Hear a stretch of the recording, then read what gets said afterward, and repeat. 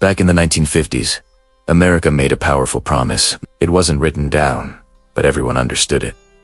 One income was enough. A single person, working a regular job like in a factory, as a teacher or a clerk, could support a whole family. They could buy a house, raise their kids, and still feel secure about the future. We now call this the family wage, but back then, it just felt like normal life. Let's look at the numbers. In 1950, the median household income was about $3,300 a year. The average price for a brand new home, around $7,400. That means a house costs just a little over 2 years of income. Think about that for a second. College tuition at a public university was less than $400 a year. Healthcare was mostly paid out of pocket, but the costs were small enough that they wouldn't bankrupt a family. One paycheck didn't mean you were rich, but it did mean you were safe. That feeling of security shaped entire generations. So, what made this possible? Well, for a long time, as American companies got more productive, workers got paid more. It was a simple deal. From 1948 to 1973, worker productivity shot up by nearly 100%, and wages rose right along with it. When a company did well, its employees shared in that success. A big part of this was the strength of unions, which represented over a third of all American workers at their peak. A union contract often meant you got steady raises, health insurance, and a pension for retirement. The system was designed for stability. It was almost always a man's income, reflecting the social norms of the time. But the economic model worked. A full-time worker could count on their income growing each year, keeping up with the cost of living. But let's be clear, this golden age wasn't golden for everyone. The family wage largely left out women, people of color, and many immigrants. In the 1950s, black families earned, on average, just over half of what white families earned. Racist housing policies like redlining locked many people out of homeownership entirely. So, while the model of one income providing a decent life existed, it was far from universal. Still, the fact that it existed at all is what's so important. Then, in the 1970s, everything began to unravel. It didn't happen overnight. It was a quiet turning point. Inflation started to soar. Global competition got tougher, and oil prices spiked. And then came the big break. In 1973, something fundamental changed. Productivity kept going up, but wages just stopped. They flattened out. This was a historic shift. From that point until today, productivity has risen over 70%, but the hourly pay for a typical worker, it's gone up less than 15% after you adjust for inflation. We are all working harder and producing more than ever before, but our paychecks don't show it. The foundation of the family wage had started to crack. At the exact same time, housing costs went through the roof. In 1970, the median home price was about $23,000, while the median income was almost $10,000. The ratio was about 2.3 to 1. Fast forward to 2023. The median home price is now over $410,000. And median income is around $75,000. That ratio has more than doubled to over 5.4 to 1.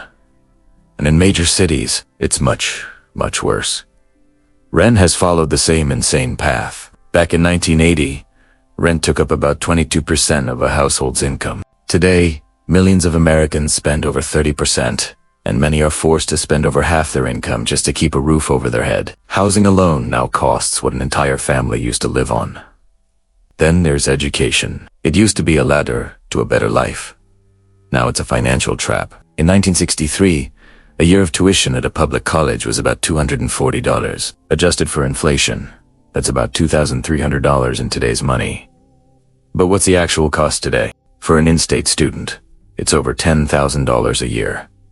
And out-of-state, over $28,000. It's no surprise that student loan debt in the U.S. has ballooned to over $1.7 trillion, weighing down more than 40 million people. A whole generation is starting their adult lives already deep in the red, a situation that grandparents could barely imagine. And we can't forget healthcare. In 1960, healthcare was about 5% of the entire U.S. economy.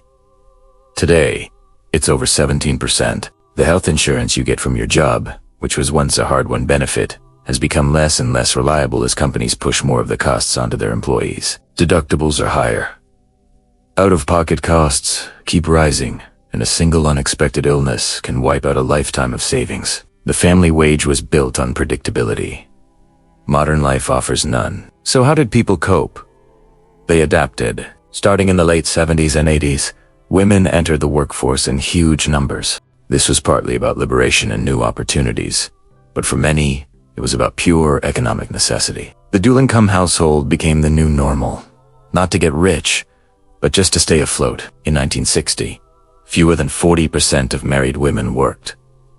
By the year 2000, that number was over 60%. Two incomes became the new baseline, but the costs just kept rising anyway. The system simply absorbed all that extra labor without bringing back the security that was lost, and the nature of work itself changed. Stable manufacturing jobs moved overseas. Automation started replacing human workers. Union membership plummeted from over 30% in the 50s to around 10% today, and it's even lower in the private sector. Long-term careers with pensions were replaced by temporary contracts, gig work, and jobs where you could be let go at any time for any reason. The risk that companies used to carry was shifted directly onto the shoulders of the workers. The family wage was built on the idea of long-term, stable employment. The modern economy is built on the exact opposite. For young Americans today, millennials and Gen Z, the results of all this are deeply personal. They work more hours, they change jobs more often, and they are more educated than any generation before them. Yet they own less. When you compare wealth at age 30, baby boomers had accumulated nearly twice as much as millennials at the same age, even after adjusting for inflation.